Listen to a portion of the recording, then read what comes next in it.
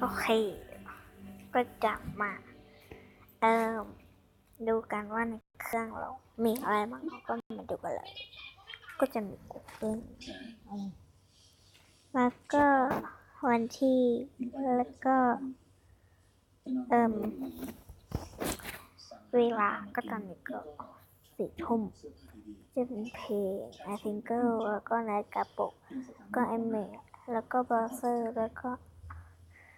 มันง่ายปฏิทินกันนะคะตัวจัดการไฟล์ Google ก็จะมี Google อะไรประมาณนี้ก็ล็อกหน้าที่ล็อกหน้าจออัลบั้ม Play Store ก็โฟลเดอร์ก็จะมีโทรศัพท์ข้อความเนาะรายชื่อกล้องเครื่องมือก็อีเมลวิดีโอโฟลเดอร์ก็จะเป็นไลน์ Facebook First Jude ไลน์เพลงก็จะมีเกมธรรมดาเนาะก็จะมีนี่ร้านขนมคุณยายก็จะเป็นบาร์บี้ก็จะเป็นอะไรประมาณนี้เนาะ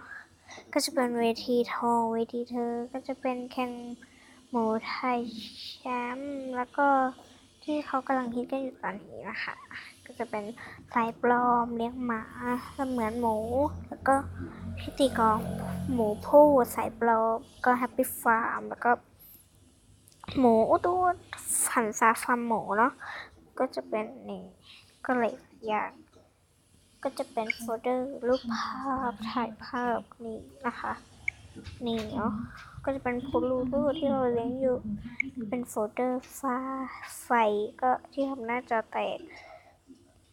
ก็จะ LPS เนาะก็จะเป็นข้อความมูมูซิมิแล้วน่าจะใส่ก็นี่แล้วก็จะเป็นโฟลเดอร์